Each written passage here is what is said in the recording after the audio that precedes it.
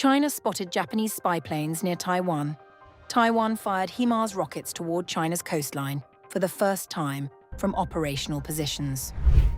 Then 4 of those rockets misfired.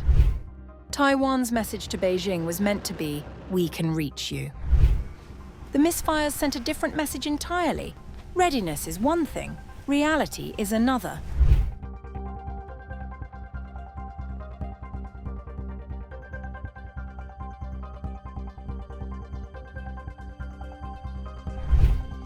China has intensified its military and maritime signaling around Taiwan, claiming to have detected suspected Japanese surveillance aircraft near the island, while Taiwan showcased its growing long-range strike capability through live-fire HIMARS exercises aimed at countering a potential Chinese invasion. According to a video published by Yuan Tantian, a social media account affiliated with the China Central Television, Chinese maritime law enforcement vessels detected what appeared to be 2 Japan Coast Guard aircraft during a special patrol operation southeast of Taiwan. The patrol comes amid rising regional tensions following maritime boundary negotiations launched last month between Japan and the Philippines over overlapping exclusive economic zones east of Taiwan. Chinese military analyst Fujian told Chinese media that the aircraft appeared to be electronic reconnaissance platforms conducting intelligence-gathering missions near Chinese vessels. The business jet has a prominent bulge mounted underneath the fuselage, which is likely housing electronic intelligence gathering equipment. The aircraft might also be equipped with optical or electro-optical sensing systems. As Beijing expanded its presence around Taiwan, Taipei simultaneously demonstrated one of its most important new battlefield capabilities.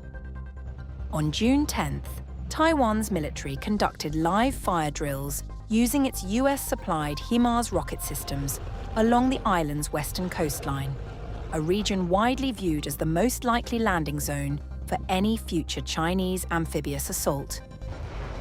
However, Taiwan's combat readiness drills descended into chaos for a second day after the HIMARS misfired, just 24 hours after the country's own Thunderbolt system fizzled out.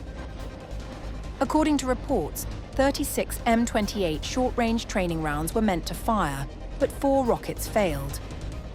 Taiwan blamed a computer system malfunction and said that there was a similar issue last year, and they would bring it up with Washington once again. During our firing just now, our first vehicle did experience a system malfunction. The crew of the first vehicle immediately followed our standard troubleshooting procedures to resolve the fault, and in our third firing salvo, fired the rounds that had not been launched. Just now during the third salvo, the third vehicle also experienced a system malfunction and is currently undergoing troubleshooting. This is also part of our combat realistic training. The exercise marked the first time Taiwan fired HIMARS from operational positions on the west coast after receiving the systems from the United States. First of all, this marks the first time we have conducted live fire training on both the southern and northern banks of the Dajia River. Last year, after we had just received the HIMARS system, we went to the Jupeng base to carry out live fire test launches.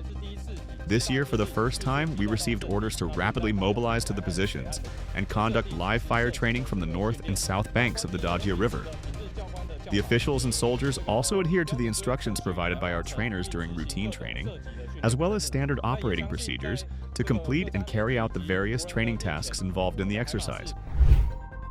Taiwanese commanders said the exercise tested rapid deployment procedures and battlefield readiness under combat conditions. After last year's equipment reception training and following a year of combat realistic training, today we came to a combat position to conduct firing with the new weapon system. Our HIMARS, upon receiving the order, completed the task and arrived at the position within 3 minutes. Given the current threat environment, we will continue to sharpen our training with even greater dedication, guarding our homeland with the most steadfast conviction and defending our nation as our most powerful source of strength. With a range of approximately 300 kilometers, the HIMARS system gives Taiwan the ability to strike targets along China's Fujian coastline across the Taiwan Strait. Combined with Taiwan's domestically produced Thunderbolt 2000 rocket launchers, The weapons form a central component of Taipei's asymmetric defense strategy, designed to target Chinese forces before they can establish a foothold on the island. The parallel developments highlight the increasingly crowded security environment around Taiwan, where Chinese maritime patrols, Japanese surveillance activities, and Taiwan's military modernization are unfolding simultaneously amid intensifying competition in the Western Pacific.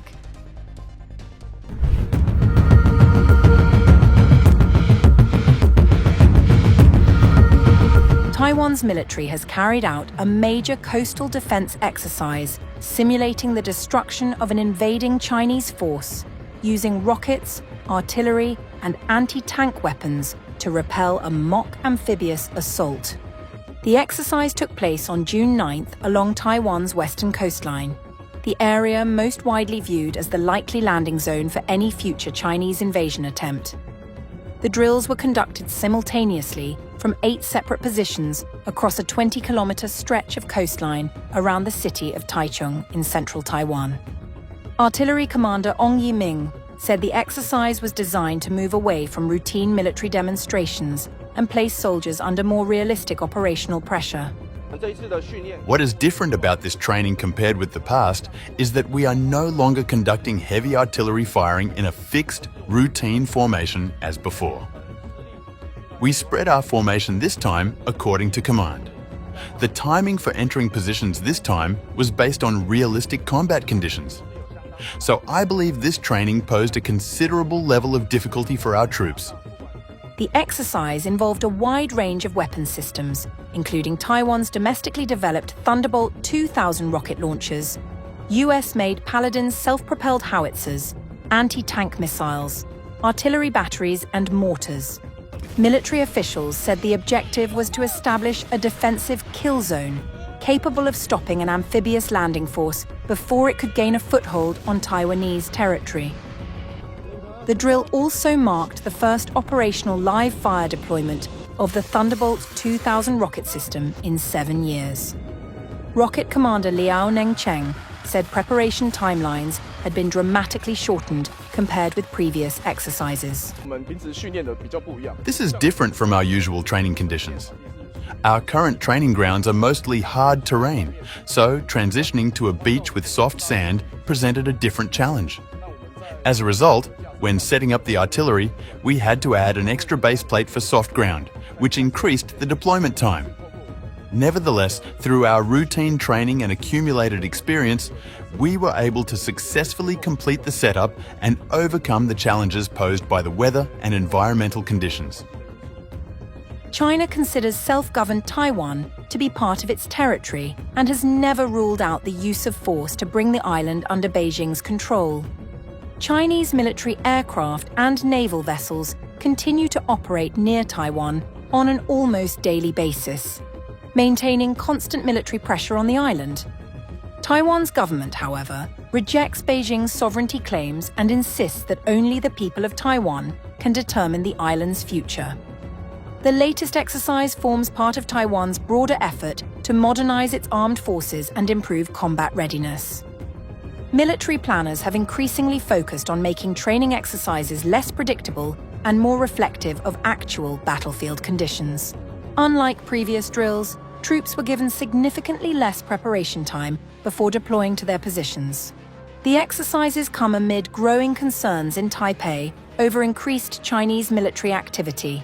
Taiwan has also reported a rise in Chinese Coast Guard operations around the island, including patrols near the Taiwan-controlled Pratas Islands in the South China Sea.